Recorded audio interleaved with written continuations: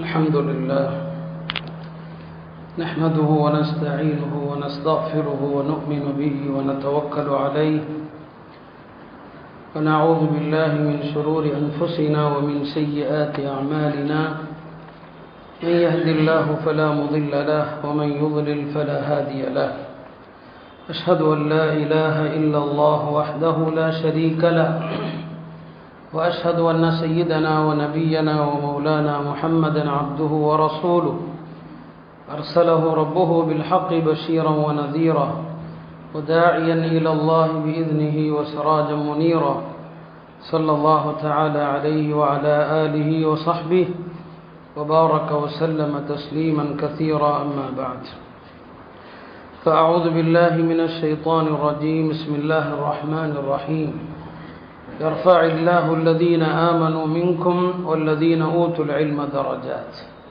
وقال النبي صلى الله عليه وسلم من سلك طريقا يلتمس فيه علما سهل الله به طريقا إلى الجنة أو كما قال صلى الله عليه وسلم கண்ணியத்திற்குரிய அல்லாஹ்வின் நல்லடியார்களே, அல்லாஹ் மனிதனுக்கு வழங்கி இருக்கிற செல்வங்களிலெல்லாம் உயர்ந்த செல்வம் அறிவு செல்வம், கல்வி என்கிற செல்வம். அதுதான் உயர்ந்த செல்வம்.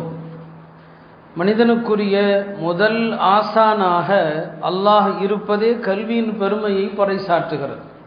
மனிதனுடைய முதல் முஅல்லிம், முதல் ஆசிரியர் யார்? அல்லாஹ் தான். அர் ரஹ்மான் அல்லமல் குர்ஆன், அல்லாஹ் கற்றுக் கொடுத்தான். வஅல்லம ஆதமல் அஸ்மா, ஆதம் அலைஹிஸ்ஸலாம் இருக்கு அல்லாஹ் கற்றுக் கொடுத்தான் என்று வருகிறது. எல்லாவற்றையும் அல்லாஹ் கற்றுக் கொடுத்தான். ஒழுக்கம் முதல் அனைத்தையும் அல்லாஹ் கற்றுக் கொடுத்தான். ஆதம் அலைஹிஸ்ஸலாமை படைத்து அல்லாஹ் அவர்களுக்கு சொல்வான், வானவர்களது ஒரு கூட்டத்தை காட்டி, இதோ இவர்கள் வானவர்கள், இத்ஹப் இலா ஹாஉலா, அவர்களிடம் செல்லுங்கள், ஃபஸல்லிம் அலைஹிம், அவர்களுக்கு சலாம் கூறுங்கள், அவர்கள் பதிலுரைப்பார்கள், அதை கேளுங்கள், அதுதான் உமக்கும் உமது சந்ததிகளுக்குமான வாழ்த்து சொல்லுதல் என்று அல்லாஹ் கற்றுக் கொடுப்பான். ஆதம் அலைஹிஸ்ஸலாம் போவாங்க, அஸ்ஸலாமு அலைக்கும் என்று சொல்லுவாங்க. மலக்குகள் வலைக்கும் அஸ்ஸலாம் வரஹ்மத்துல்லாஹி வபரகாத்துஹுன்னு சொல்லுவாங்க. இப்போ அல்லாஹ் கற்றுக் கொடுக்குறான். ஆதமை படைத்து முதல் ஆசிரியராக அல்லாஹ் கற்றுக் கொடுக்குறான். எல்லா நபிமார்களையும் அல்லாஹ் ஆசிரியர்களாக அனுப்பினான். நபிமார்களை பற்றி சொல்லுகிற போது யுஅல்லிமுஹும், அவர்களுடைய முக்கியமான பணிகளில் ஒன்று மக்களுக்கு கற்றுக் கொடுப்பவர்கள். நபி ஸல்லல்லாஹு அலைஹி வஸல்லம் அவங்க தன்னை பற்றி சொல்லுவாங்க, இன்னமா புஇஸ்து முஅல்லிமா, அல்லாஹ் என்னை கற்றுக் கொடுக்கிற ஆசிரியராக அனுப்பி இருக்கிறான்னு சொல்லுவாங்க. நான் ஒரு ஆசிரியர். அதை பல இடங்கள்ல சொல்லுவாங்க. நாம் இயற்கை தேவையை நிறைவேற்றுவதற்காக போகிறோம். இயற்கை தேவையை நிறைவேற்றுகிற இடம், அதற்கு அரபியில கண்ணியமான பல வார்த்தைகள் இருக்குது. நீங்க அரபியில இன்னைக்கு கூட மக்கா மதீனால பார்த்தீங்கன்னா அதற்கு டாய்லெட்டுகளுக்கு தௌராத்துல் மியாஹ்னு போட்டிருப்பான். அரபுகள் வார்த்தைகளை ரொம்ப கண்ணியமா சொல்லுவாங்க. இப்போதும் அதற்கு பல பல பெயர்கள் வந்துருச்சு. ரசூல் ஸல்லல்லாஹு அலைஹி வஸல்லம் அந்த ஒழுக்கத்தை கற்றுத்தரும் போது சொல்லுவாங்க ஒரு ஹதீஸ்ல, இன்னமா அன பிமன்சிலத்தில் வாலிதி லக்கும், நான் உங்களுக்கு ஒரு தந்தையை போன்றவன், வஅல்லிமுக்கும், உங்களுக்கு நான் கற்றுத்தருகிறேன் அப்படின்னு சொல்லிவிட்டு சொல்லுவாங்க, உங்களில் யாராவது மலஜலம் கழிக்க சென்றால் கிபிலாவை முன்னோக்கவும் வேண்டாம் பின்னோக்கவும் வேண்டாம். ஸல்லல்லாஹு அலைஹி வஸல்லம் நான் ஒரு ஆசிரியர், உங்களுக்கு எல்லாவற்றையும் கற்றுத்தருகிற ஒரு ஆசிரியர் என்று சொல்லுவாங்க. அருமையானவர்களே, அந்த வகையிலே கல்வி என்பது மார்க்கத்தில் எல்லாவற்றை விட சிறந்த செல்வம். அது எந்த கல்வியானாலும் சரி, அது பயனுள்ள கல்வியாக இருக்க வேண்டும். கல்வியில் சிறந்தது இருக்கிறது. எந்த கல்வி உயர்ந்தது? எது அல்லாஹ்வை பற்றியும் அவனுடைய மார்க்கத்தை பற்றியும் நமக்கு போதிக்குமோ அது கல்வியில் சிறந்தது. அந்த கல்விக்கு நிகராக உலகத்தில் எந்த கல்வியுமே கிடையாது. நபி ஸல்லல்லாஹு அலைஹி வஸல்லம் சிறிய பெரிய எல்லா விஷயத்தையுமே அறிந்திருப்பதை ஊக்குவிப்பாங்க, பாராட்டுவாங்க, கல்வியாளர்களை ஊக்குவிப்பாங்க. நான் பல முறை சொன்ன ஒரு சம்பவம் தான். ஒரு முறை ஹஜ்ரத் ஸைத் இப்னு சாபித் அவங்க சொல்லுவாங்க, ஒரு 3 சஹாபாக்கள், ஸைத் இப்னு சாபித், அபூ ஹுரைரா, இன்னொரு தோழர், இந்த மூவரும் ஒரு மஜ்லிஸில் அமர்ந்திருப்பார்கள். மூவரும் மாறி மாறி துவா செய்வாங்க. ஒருவர் துவா செய்ய மற்றவர் ஆமீன் சொல்ல, அடுத்தவர் துவா செய்ய மற்றவர் ஆமீன் சொல்ல. இப்படியா அந்த காலத்தில் அப்படி ஒரு முறை சரிங்களா? யாராவது ஒருத்தர் துவா செய்வாங்க, மற்றவங்க ஆமீன், இன்னொருத்தர் துவா செய்வாங்க, மற்றவங்க ஆமீன். இப்படி சொல்லிட்டு இருக்கும்போதே நபிஸலாம் வந்துட்டாங்க அந்த இடத்துக்கு. ரசூலுல்லாஹ் வந்ததும் அந்த மூவரும் நிறுத்தி விட்டார்கள் துவா செய்வதை. நபிஸலாம் அவங்க, நல்லதைத்தானே செய்து கொண்டிருந்தீர்கள், ஏன் நிறுத்துவீர்கள்? நீங்கள் துவா செய்யுங்கள், நான் உங்களுக்கு ஆமீன் சொல்கிறேன்னு சொன்னாங்க. அப்போ ஸைத் இப்னு சாபித் அவர்கள் சில துவாக்கள் செய்தார்கள், நபிஸலாம் ஆமீன் சொன்னாங்க. அதற்கு பிறகு இன்னொரு தோழர் சில துவாக்கள் செய்தார், நபிஸலாம் ஆமீன் சொன்னாங்க. மூன்றாவது கடைசி வாய்ப்பு யாருடையது? அபூ ஹுரைராவுடையது. அவர் பார்க்கிறார், நபிஸல்லாம் அமர்ந்திருக்கிறாங்க, அவங்க ஆமீன் சொல்ல போறாங்க. இந்த இடத்துல நாம் எந்த துவாவை செய்யலாம்? உலகத்தினுடைய எத்தனையோ தேவைகள் இருக்குது, கேட்டிருக்கலாம். ஆனா அவர் பாருங்க எந்த துவா செய்யறாரு, ரொம்ப 2 வாக்கியத்துல துவாவும் முடிச்சிடுறாரு. அந்த 2 வாக்கியத்துல எல்லாமே அடங்கி விடுகிறது. முதலாவது என்ன கேட்கிறாரு, எனக்கு முன்னால் கேட்ட 2 தோழர்கள் எதை கேட்டாங்களோ அதையெல்லாம் நானும் கேட்கிறேன். அப்போ வார்த்தையை சுருக்கிட்டார், வளவள இல்லை, அவங்க கேட்டதெல்லாம் இதுல வந்துருச்சு. அடுத்து கேட்டார், அல்லாஹும்ம இன்னி அஸ்அலுக இல்மன் லா யுன்ஸா, யா அல்லாஹ் எப்போதும் மறக்காத அறிவு செல்வத்தை கேட்கிறேன். கல்வி ஞானம் மறக்கவே கூடாது இல்லையா? கல்வி இருப்பது ஒன்று, மறக்கவே கூடாதுன்னு கேட்கிறேன்னார். நபிஸலாம் ஆமீன் சொன்னாங்க. அந்த துவா அந்த நொடி நிறைவேறி விட்டது. இப்போ மற்ற 2 தோழர்கள் கை செய்தப்படுறாங்க, ஆஹா அபூ ஹுரைரா அற்புதமான சந்தர்ப்பத்தை பயன்படுத்தி கொண்டாரு. பெருமானாரிடத்துல கேட்குறாங்க, யார சொல்லதான் நாங்களும் அவர் கேட்டதை கேட்குறோம், திரும்ப எங்களுக்கும் ஆமீன் சொல்லுங்கன்னு சொல்லி. நபிஸலாம் சொன்னாங்க, துவா ஏற்கப்படுகிற ஒரு நேரம் இருந்துச்சு, நான் ஆமீன் சொன்னேன்லே அதோட முடிஞ்சிருச்சு. இப்போ நீங்கள் கேட்டாலும் நான் ஆமீன் சொன்னாலும் இப்போ ஏற்கப்படாது. அந்த சந்தர்ப்பத்தில் அவர் முந்தி கொண்டாருன்னு சொன்னாங்க. பாருங்க, ஒரு நல்ல சந்தர்ப்பம், துவாவுடைய சந்தர்ப்பத்தில் அவர் எதை கேட்கிறாரு? கல்வியை கேட்கிறார். அப்போ அறிவு ஞானம் எப்போதுமே சிறந்தது. அறிவை தான் நபிஸலாம் ஊக்குவிப்பாங்க. அதில் அபூ ஹுரைராவுக்கு கல்வி தேடல் தான், அவருக்கு அதுதான் நோக்கமே. பெருமானாருடைய ஹதீஸுகளை பூரா தெரியணும். பசி பட்டினியோடு இருப்பார், அதனாலேயே அவருக்கு சாப்பாடு கிடைக்காது. சில நேரங்களில் மயங்கி விழுந்துருவார், நபிஸல்லாஹுடைய மெம்பருக்கு பக்கத்தில் மயங்கிடுவார். மக்கள் நினைப்பாங்களாம் இவருக்கு காக்கா வலிப்பு போல் தருது. காக்கா வலிப்பு வந்தால் அந்த காலத்தில் கழுத்தில் மிதிப்பாங்க, எல்லாரும் மிதிச்சுட்டு போவாங்களாம். அவர் சொல்றாரு, எனக்கு வலிப்புலாம் இல்லை, எனக்கு பசி, பசியில மயங்கி சுருண்டு போயிடுவேன், எல்லாம் மிதிச்சுட்டு போவாங்க. அது அவர் எப்போ சொல்லுவார்னா, பின்னால் அவர் உயர்ந்த நிலையில் இருப்பார். அப்போ சொல்லுவார், இன்னைக்கு அபூ ஹுரைரா இந்த கைக்கட்டையால மூக்கு துடைக்கிறேன், ஒரு காலம் இருந்துச்சு இந்த அபூ ஹுரைராவுக்கு வயிறு நிரம்ப சாப்பாடு கிடைச்சதில்லை. அப்ப எதற்காக? பெருமானாருடைய ஹதீஸை கற்றுக்கொள்ளணும். ஒரு முறை கேட்குறாங்க அவர் நபிஸல்லாஹு அவங்களிடத்துல, யா ரசூலல்லாஹ் மன் அஸ்அதுன் நாஸ் பிஷஃபாஅதிக யௌமல் கியாமா, மறுமையிலே உங்களுடைய பரிந்துரைக்கு மிக மிக தகுதியானவர்கள் யாருன்னு கேட்குறாங்க. நபிஸல்லாஹு அவர்கள் என் பரிந்துரை யாருக்கு கிடைக்கும் அப்படிங்கிற பதில சொல்லாம முதல்ல சொன்னாங்க, அபூ ஹுரைரா இந்த கேள்வியை நீர்தான் முதலில் என்னிடம் கேட்பீர் என்று எனக்கு தெரியும். முதல்ல அவரை பாராட்டுறாங்க.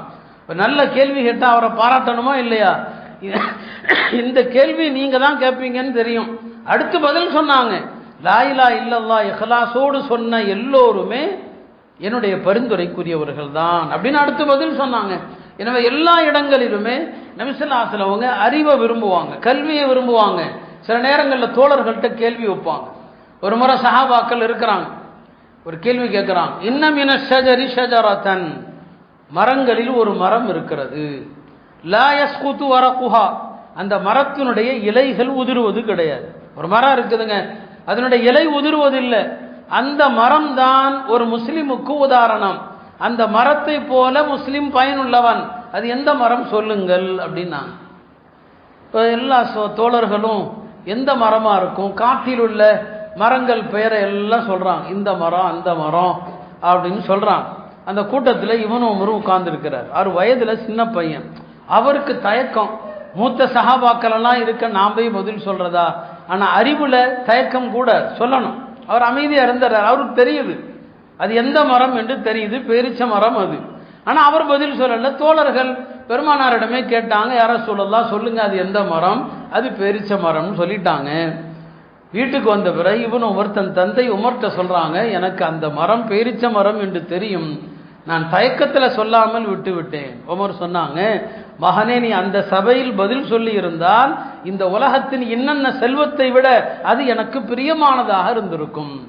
இப்போ பிள்ளைகளுடைய அறிவு தான் நமக்கு பெருசு, பிள்ளைகள்கிட்ட இருந்து வரக்கூடிய பணம் அல்ல. இன்னைக்கு பெற்றோர்கள் பிள்ளைகளை பணப்பெட்டிகளாக பார்க்குறாங்க, ஏடிஎம்மாக தான் பார்க்குறாங்க. பணத்தை வரணும், அங்கிருந்து கறந்துக்கிட்டே இருக்கணும், எவ்வளோ சீக்கிரம் அவன் சம்பாதிக்கணும். அதுதான் இன்றைக்கு பெற்றோர்களுடைய மனோநிலை. பிள்ளைகளுடைய அறிவு தான் பாராட்டுக்குரியதே தவிர இந்த காசு பணங்கள் அல்ல. சொல்றாங்க, மகனே நீ பதில் சொல்லி இருந்தா, உமருடைய மகன் பதில் சொன்னார், எனக்கு அது இந்த உலகத்தின் எல்லா செல்வத்தை விட பிரியமானதாக இருந்திருக்குமேன்னு சொல்லிட்டான். அப்ப அறிவு தான். இந்த மார்க்கத்தில் எல்லா இடத்திற்குமே சட்டம் தேவைப்படுதா இல்லையா? எல்லா இடத்திற்கும் இன்னைக்கு சட்டங்கள் தெரியாம ஹஜ்ஜில் மசாயில்களில் எவ்வளவு விளையாட்டுகள் விளையாடுறாங்க. இன்னைக்கு பாதிக்கு பாதி இந்த ஹஜ் சர்வீஸ் நடத்துறவன் பூரா எல்லாம் இந்த தௌஹீது கும்பல் சலஃபி கும்பலாக இருக்கிறான். அது இல்லை இது இல்லை, மதீனாலிருந்து எஹராம் இல்லாமல் மக்கா வர்றான். கேட்டால் அங்கே போய் ஹஜ்ஜுக்கு நியத் பண்ணிக்கலாம். மார்க்க அறிவு கிடையாது. ஒரு தலைமுறையை அறிவற்ற சமூகம், மார்க்கத்திலும் அறிவில்லாத சமூகமாக ஆக்கிட்டாங்க. அறிவில்லைன்னா இதான் நடக்கும். பெருமானார் ஸல்லல்லாஹு அலைஹி வஸல்லம் கேளுங்கள், கேள்விதான் அறியாமையின் தீர்வு இல்லையா? ஒரு பயணத்தில் ஒரு சஹாபி தலையில் பலத்த காயம், அவருக்கு குளிப்பு கடமையாகிறது. சில தோழர்கள்ட்ட கேட்கிறாரு, அவங்களுக்கு சட்டம் தெரியலன்னு சொல்லியிருக்கணும். இல்லை நீ தண்ணி ஊற்றி குளிச்சு தான் ஆகணும், உனக்கு தயமம் செய்ய அனுமதி இல்லைன்ட்டாங்க. அவர் குளிச்சாரு, மௌத்தா போயிட்டார். பெருமானார் ஸல்லல்லாஹு அலைஹி வஸல்லம் இந்த தவறான சட்டத்தை சொன்னவர்கள் அவரை கொலை செய்து விட்டார்கள். கத்தலு, இவங்க தான் கொலை செஞ்சாங்க. காத்தலஹும் அல்லாஹ், அல்லாஹ் அவர்களை கொலை செய்யட்டும். நாங்க ஷிஃபாஉல் சுஆல், அறியாமைக்கான தீர்வு கேள்வி கேட்டு தெரிவதுதான். கேள்வி கேட்கிறவங்கள பாராட்டுவாங்க. அதில் ஆயிஷா சொல்லுவாங்க, அன்சாரி பெண்களுக்கு அல்லாஹ் கருணை காட்டட்டும், அவர்கள் வெட்கத்தினால் எந்த சட்டத்தையும் கேட்காமல் விட்டது கிடையாது. அன்சாரி பெண்கள் எல்லாத்தையும் கேட்பாங்க. முஹாஜிர் பெண்கள் வெட்கப்படுவாங்க. ஏன்னா மக்கால ஆண்கள் பெண்களை அடக்கியே வச்சிருந்தாங்க. மக்கால அப்படி, மதீனால பெண்களுடைய ஆதிக்கம் அதிகம். அதை உமரே சொல்லுவாங்க ஒரு இடத்துல, இந்த பெண்கள்லாம் நமக்கு அடங்கி இருந்தாங்க மக்கால. மதீனா வந்த பிறகு இங்குள்ளவர்களை பார்த்து நம்ம பெண்களும் கெட்டு போயிட்டாங்க. மதீனத்து பெண்கள் துணிச்சலானவங்க, கேள்வி கேட்பாங்க. ஒரு முறை உம்மு சுலைம் கேட்குறாங்க, யா ரசூலல்லாஹ், ஆண்களை போல பெண்களுக்கும் தூக்கத்தில் ஸ்கலிதம் ஏற்பட முடியுமா? முடியும். ஏற்பட்டால் நாங்கள் குளிக்க வேண்டுமான்னு கேட்குறாங்க.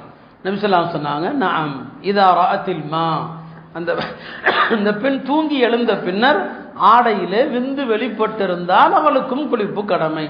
இப்போ அங்கிருந்து சில பெண்கள், என்னம்மா நீ இப்படி கேள்வி கேட்டு பெண்ணினத்தையே இழிவுபடுத்தி விட்டாயே, பெண்களுக்கும் ஸ்கலிதம் ஏற்படுமான்னு கேட்டா, அப்ப பெண்களுக்கும் ஆசை உணர்ச்சி ஆன மாதிரி இருக்குதுன்னு மாதிரி கேட்டு பெண்களை இழிவுபடுத்திட்டேன்னு சொல்லி அந்தம்மா பதிலுக்கு சொன்னாங்க, இதுல வெக்கப்பட என்ன இருக்குது? அல்லாவே உண்மையை சொல்ல வெக்கப்படுறது இல்லை, நான் ஏன் வெக்கப்படணும்? மார்க்க விஷயங்கள்ல வெக்கம் இல்லை, வெக்கப்படவும் கூடாது. என்ன சட்டம், அந்த சட்டத்தை கேட்டு தெரிந்துதான் அமல் செய்ய வேண்டும் என்பதை உணர்த்தினாங்க. நபி ஸல்லல்லாஹு அலைஹி வஸல்லம் அவர்கள் எல்லா இடங்களிலும் மார்க்க சட்டத்தை உணர்த்துவாங்க. ஒரு சஹாபிங்க அப்பாது இப்னு ஷுரஹ்பீல், அவருடைய கூட்டத்தாரில் கடுமையான பஞ்சம், வறட்சி ஏற்பட்டது. அவர் பசி பட்டினியோட மதீனா வர்றார். வந்தவர் ஒரு தோட்டத்துக்கு பக்கத்தில் கடந்து போறாரு. மரத்திலிருந்து விழுந்த, அதாவது விவசாய நிலம், தானிய கதிர்களை கொஞ்சம் எடுக்கிறாரு. எடுத்து என்ன செய்யறாருன்னு சொன்னா அதை சாப்பிட்றாரு. அந்த கதிர்களில் கொஞ்சத்தை ஆடையில பொதிஞ்சுக்கிறாரு. இந்த நிலையில அந்த விவசாயி பார்த்துறாரு, உரிமையாளர் பார்த்துறாரு, என் தோட்டத்திலிருந்து எடுப்பியான்னு சொல்லி அவரை அடிச்சு அந்த கதிர்களை பிடுங்கி அவருடைய ஆடையும் பிடுங்கி கொள்றாரு.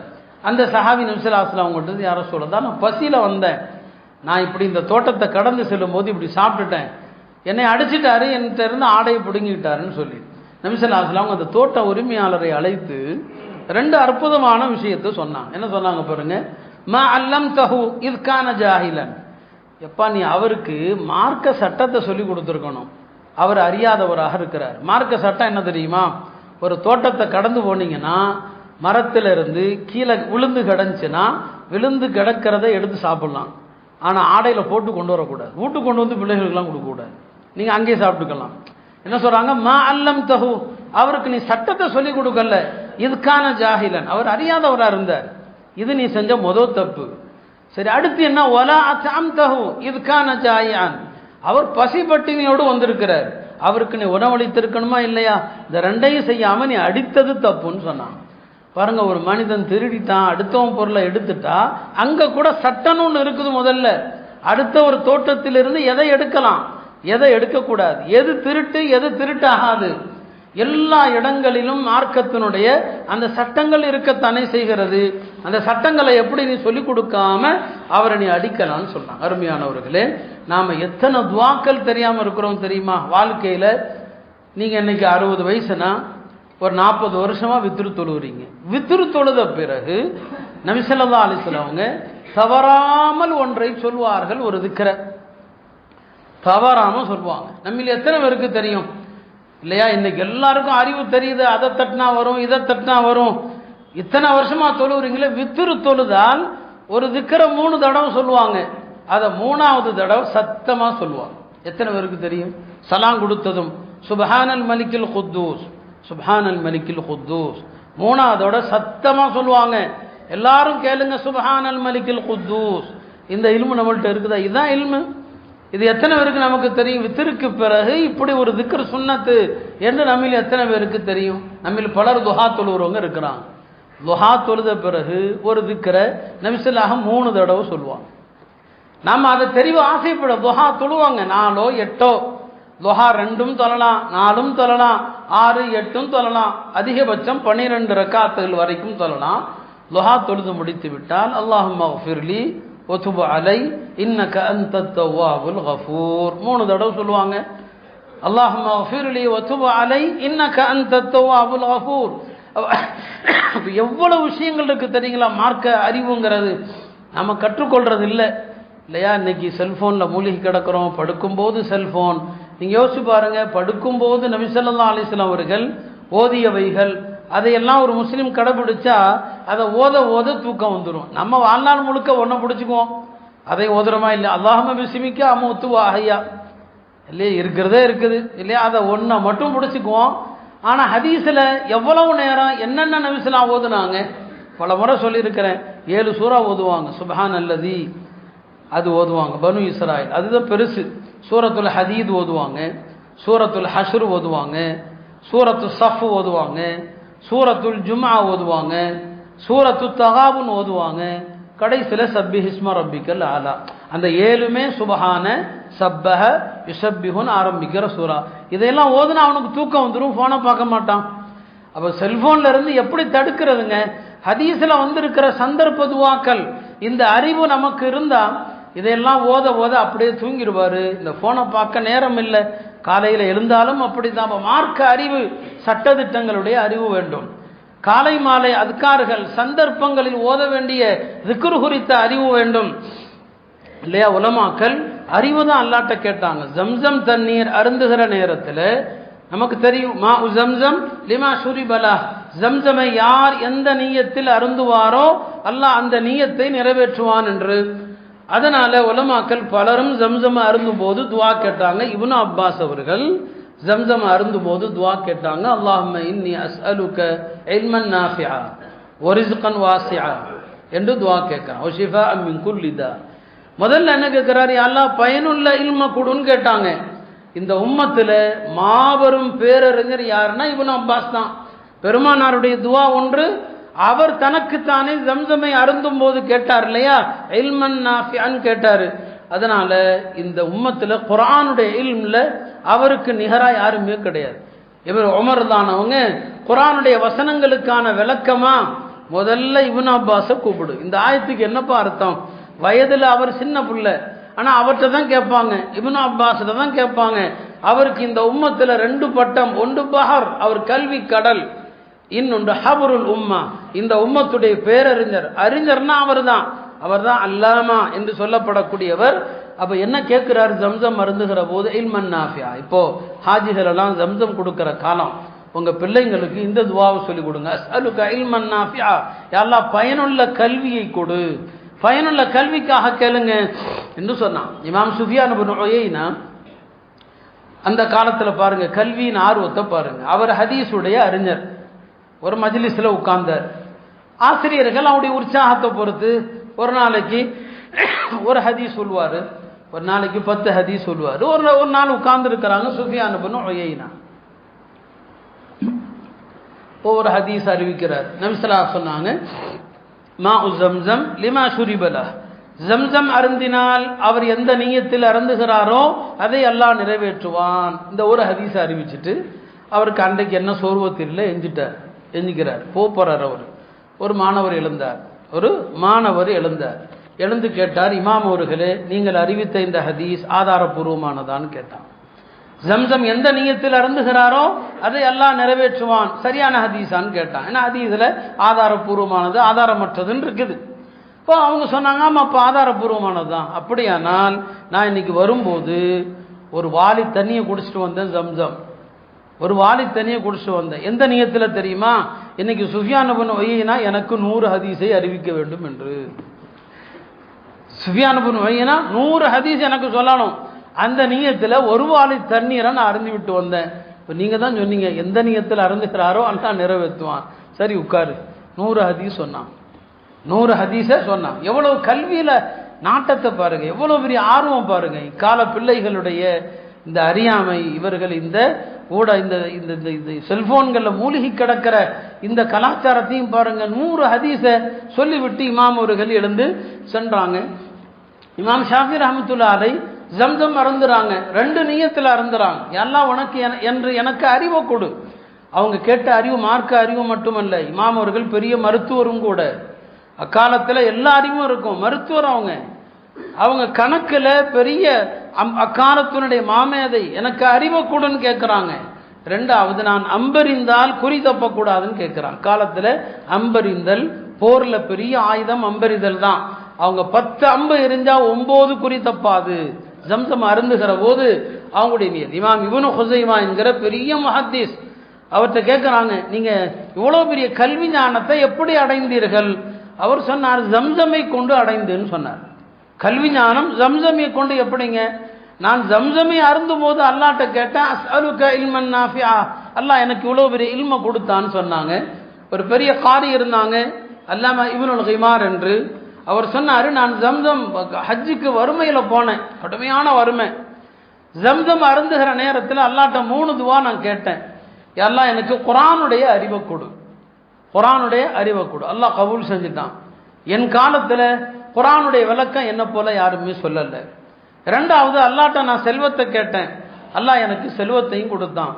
3வது, நான் அல்லாஹ்விடம் ஷஹாதத், வீர மரணத்தை கேட்டேன், அதையும் அல்லாஹ் எனக்கு வழங்குவான் என்று ஆதரவு வைக்கிறேன். உலமாக்கள் அப்போ ஜம்சம் அருந்தும் போது கூட இந்த கல்வியை தான் முன்னிலைப்படுத்துகிறாங்க. பாருங்க, கல்வி யாரிடத்திலிருந்தும் கற்கலாம், பாவிகள்கிட்ட இருந்தும் கற்கலாம், காஃபிர்கிட்ட இருந்தும் கற்றுக்கொள்ளலாம்.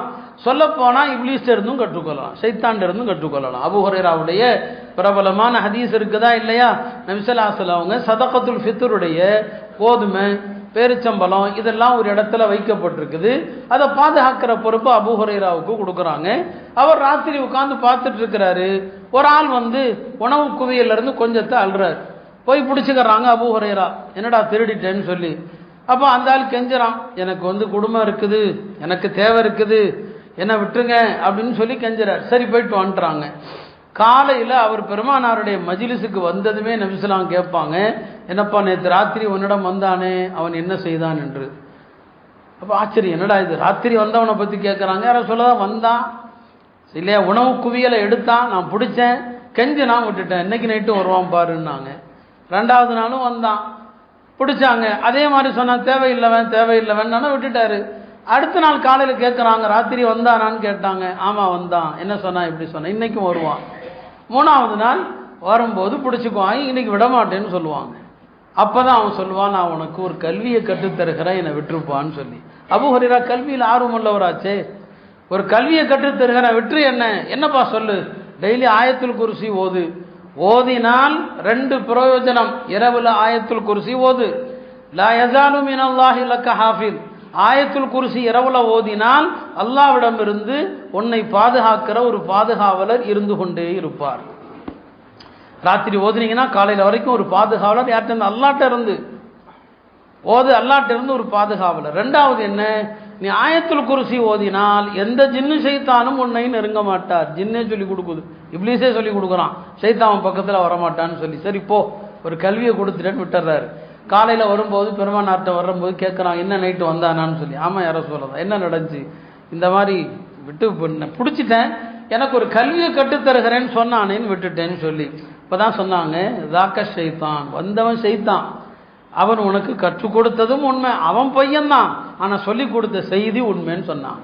சதகக வஹுவ கதூபுன், அவன் பையன், ஆனால் உனக்கு சொல்லிக் கொடுத்த விஷயம் இருக்கிறது அது உண்மை என்று பெருமானார் ஸல்லல்லாஹு அலைஹி வஸல்லம் அவர்கள் சொன்னாங்க. அருமையானவர்களே, அக்காலத்தில் நம்முடைய அறிஞர்கள் கல்வி எல்லா நிலைகளிலும் கல்வி கற்பாங்க, கற்றுக் கொடுப்பாங்க. ஹனஃபி மதுஹபுடைய பெரிய இமாம் சரஹ்சி, அவரை ஜெயிலில் அடைச்சிட்டாங்க, ஒரு பிரச்சனை இல்லை, 10 அல்லது 15 வருஷம் ஜெயிலில் இருக்கிறார். ஜெயில் எங்க தெரியுமா, ஒரு பாலும் கிணற்றுல தான் அவருடைய ஜெயில். அந்த கிணத்துக்குள்ள அவர் இருக்கிறார். மாணவர்கள் வருவாங்க, அவங்களுக்கு அனுமதிக்கப்படுது. கிணத்தினுடைய மேலே அவங்க இருப்பாங்க, கீழே இருந்து அவர் சட்டத்தை சொல்லுவார்.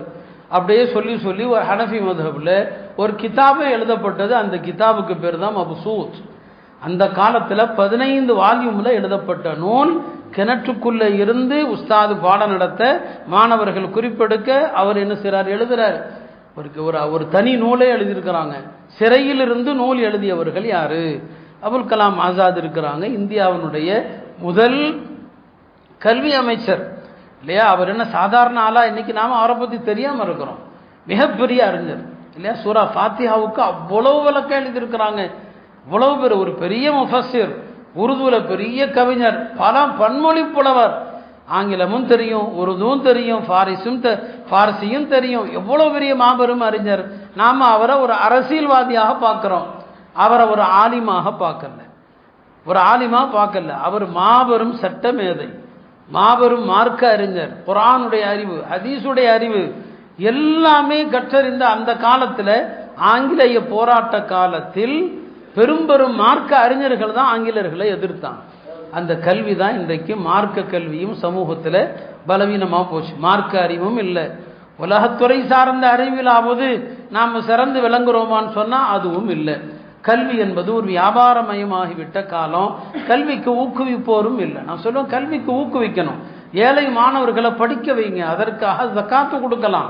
மிகச்சிறந்த கல்வி நிலையத்தில் நம்ம பிள்ளைங்களை உருவாக்குங்க, சிறந்த அறிவாளிகளாக, சிறந்த ஒழுக்கமுள்ள பிள்ளைகளாக. எந்த கல்வி கூடத்தில் மார்க்க ஒழுக்கம், தொழுகை உள்ளிட்ட வணக்கங்கள், காலை மாலை துவாக்களோடு குழந்தைகளுக்கு போதிக்கப்படுகிறதோ அந்த கல்வி கூடத்திற்கு முன்னுரிமை கொடுங்கள். அந்த கல்வி கூடம் தான் நமக்கு தேவை. கொஞ்சம் மற்ற விஷயத்தில் முன்ன பின்ன இருக்கலாம், மார்க்கத்திற்கு முன்னுரிமை அளிக்கிற கல்வி கூடத்தில் பிள்ளைகளை கல்விமான்களாக, அறிவாளிகளாக ஆக்குங்க. கல்வி தான் பெரிய செல்வம், பெரிய செல்வம். நான் தாவூதியால ஓதி முடிக்கிற காலத்தில் எங்கள் தகப்பனார் ஒரு சாதாரண ஒரு வேலையில் தான் இருந்தாங்க. பெரிய வசதி கிடையாது, சிரமந்தான். 4 பிள்ளைங்க நாங்கள் இருந்தோம், எங்கள் சகோதரர்கள். இப்போ நான் லக்னோவில் போய் ஓதணும். இப்போ அன்றைக்கு கொஞ்சம் பொருளாதார நெருக்கடி. என்னுடைய தந்தையினுடைய நண்பர் அவர் சொன்ன வார்த்தை இன்றைக்கும் எனக்கு ஞாபகம் இருக்குது. அவங்களாம் நண்பர்கள், எங்கள் தகப்பனாராக அவங்கெல்லாம் பாஸ் தான் கூப்பிடுவாங்க. அவர் சொன்னார், பாஸ் கல்விக்கு மட்டும் தடை போடாதீங்க, படிக்கட்டும், என்ன ஆனாலும் நம்ம எல்லாம் சேர்ந்து பார்த்துக்கலாம், ஆனால் வேண்டான்னு சொல்லாதீங்க, கல்விக்கு வேணான்னு. அவ்வளோதான், அந்த ஒரு வார்த்தை தாங்க. எங்கள் தகப்பனார் எங்களுக்கு கல்வியை கொடுத்தார், எல்லாருக்கும் அறிவை கொடுத்தார். அந்த அறிவு தான் பெரிய செல்வமே தவிர நீங்கள் விட்டு செல்கிற இந்த சொத்து சுகம் அதல்ல. நபி ஸல்லல்லாஹு அலைஹி வஸல்லம் நமக்கு சொத்து அதை விட்டுட்டு போகல, தீனார் திரஹத்தை விட்டு செல்லல. அறிவுதான் நபிமார்களுடைய விராசத், அறிவுதான் நபிமார்களுடைய சொத்து. எனவே இது கல்லூரிகள், கல்விக்கூடங்கள் திறக்கப்படுகிற காலம். பிள்ளைகளை காலையில் அழகான துவாக்களோடு, பயனுள்ள கல்வியை பிள்ளைக்கு கொடு என்கிற துவாவோடு உங்களுடைய பிள்ளைகளை கல்லூரிக்கு அனுப்புங்க. பயனுள்ள கல்வி, இந்த ஒரு வார்த்தை போதும், அதில் எல்லாம் அடங்கிரும். ஒவ்வொரு நாளும் ஸ்கூலுக்கு பிள்ளைகளை அனுப்புகிற நேரத்தில், அதே மாதிரி முஸ்லீம் கல்வி கூடங்களில் தினமும் ஆசிரியர்கள் காலையில் நடக்கிற அதில் நீங்கள் என்ன சொல்லிக் கொடுங்க, அல்லாஹும்ம இன்னி அஸ்அலுக இல்மன் நாஃபிஆ, அல்லாஹ் இந்த குழந்தைகளுக்கெல்லாம் பயனுள்ள கல்வியை கொடு என்று கிளாஸ் வகுப்பறைக்குள்ள பிள்ளைகளை அனுப்புங்க. அதனுடைய பலனை எல்லோரும் பார்ப்பீர்கள். எல்லாம் அல்ல அல்லாஹ் கல்வியின் மீது ஆர்வமுள்ளவர்களாக நம் சமுதாயத்தை அல்லாஹ் ஆக்கியருள்வானாக. ஒரு காலத்திலே உந்துலுஸ் என்கிற ஸ்பெயினில் முஸ்லிம்கள் எப்படி எல்லா துறையிலும் கோலோச்சினார்களோ அதுபோல இந்த சமூகத்தில் கல்வியில் பெரும் புரட்சி ஏற்படுவதற்குரிய எல்லா சூழல்களையும் எல்லாம் அல்லாஹ் ஏற்படுத்துவானாக. வ ஆகிரு தஅவானா அனில் ஹம்துலில்லாஹி ரப்பில் ஆலமீன்.